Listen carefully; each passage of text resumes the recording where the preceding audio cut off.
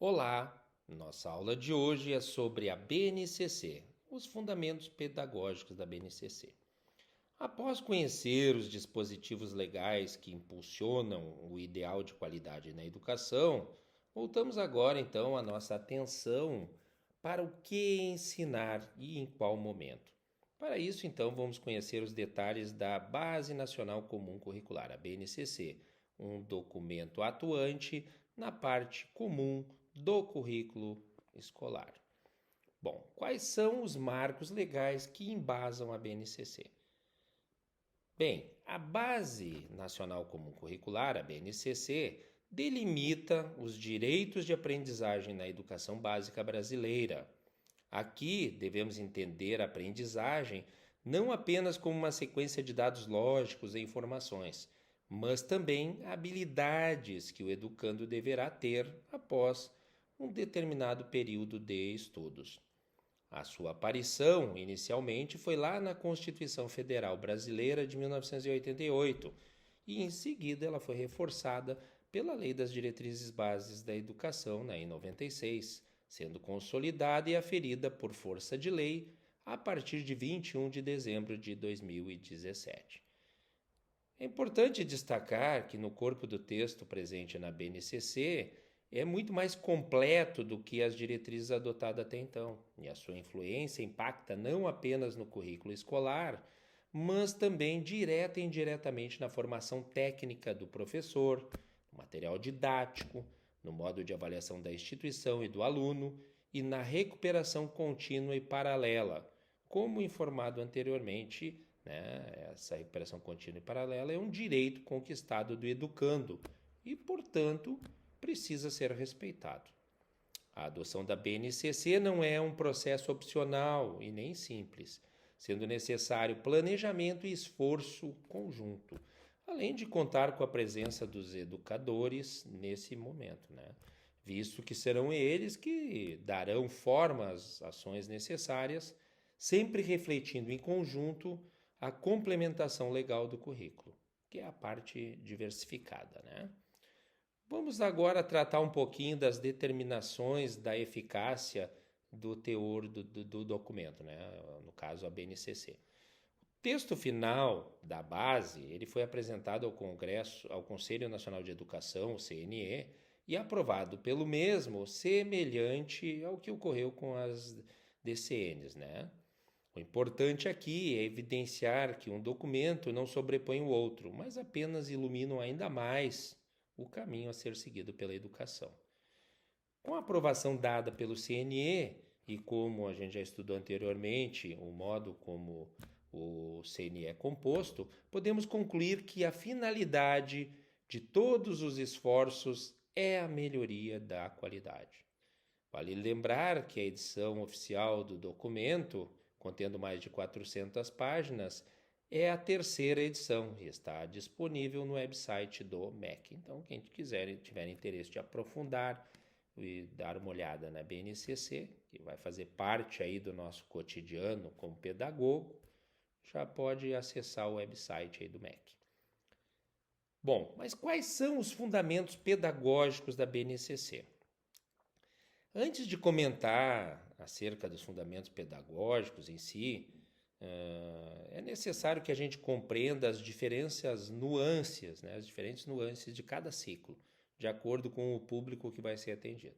Por exemplo, nos anos iniciais da educação básica, reside num momento rico para a formação humana, As crianças estão interagindo com esse mundo que até então proporciona experiências novas a cada momento, Pessoas que já passaram por essa etapa da vida demonstram sinais de saudosismo, saudade, comparando com o avanço tecnológico e as novas formas com que os seres humanos se relacionam com seus pares.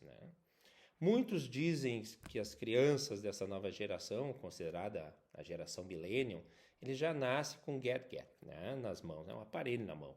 Isso é uma ilustração, com certeza, da verdade. Quem tem criança pequena em casa sabe disso.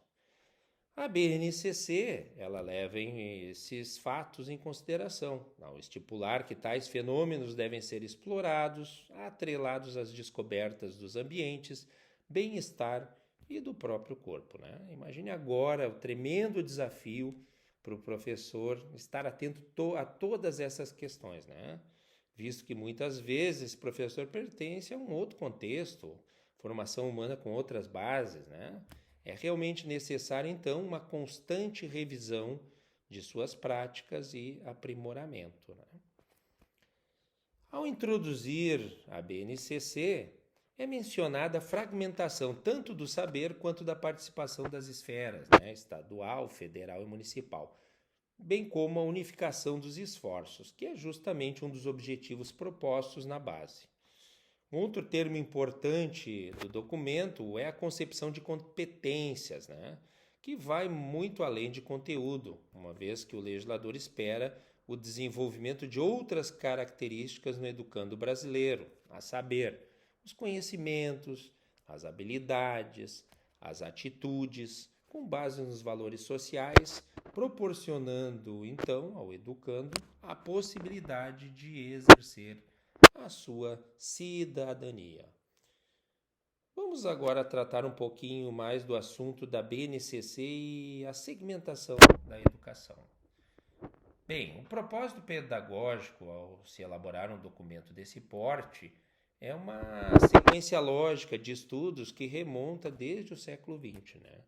Compreender a formação do aluno enquanto uma estrutura complexa, que implica diretamente com seu agir sobre os objetivos de estudo, é perfigurar com um sistema de ensino moderno e significativo. Então, essa preocupação em não apenas cravar informações isoladas, mas também ensinar o aluno o que fazer com o que fazer de acordo com o seu desenvolvimento, é contribuir para os índices mais satisfatórios, né? Dentro dos programas de avaliação internacional e de desenvolvimento socioeconômico brasileiro, que por sua vez estão intimamente relacionados, né, à educação. A BNCC ela traz um conceito diferente para a educação integral, que antes era confundida com maior tempo de permanência na escola, incorporando agora, então, a noção de conteúdos trabalhados em todas as esferas da vida do educando, independentemente do tempo que ele permanece na escola. Graças, então, a um planejamento efetivo, é possível proporcionar uma educação integral sem necessariamente ampliar o período que legalmente já está previsto. Trata-se, então, de conceber as diferentes áreas do aprendizado como sendo apenas um saber a ser desenvolvido, e o cimento que provocará a união desses blocos será a parte diversificada do currículo. Como então proporcionar a igualdade do ensino em um país tão plural e extenso quanto o Brasil, né? Essa com certeza é uma pergunta pertinente e que deve ser respondida sob o prisma do princípio da igualdade, do acesso à educação e também da qualidade e permanência. Pois de nada adiantaria políticas públicas que obriguem a matrícula da criança na educação básica sem políticas sociais que promovam a possibilidade desta criança permanecer na escola até uma idade mínima de 17 anos. Dessa forma, uma meta estipulada na educação, ela acaba por impactar em várias outras ações. Além da igualdade, a BNCC também objetiva a promoção da equidade da educação. Nesse interim, seus esforços tendem a compensar as defasagens percebidas em diferentes contextos em que a escola está inserida. Promover a equidade, é bom salientar, é nivelar por cima os índices. Embora, lógica, essa ação ainda é um desafio, visto que no mesmo município é possível a gente encontrar instituições com discrepâncias na qualidade do ensino.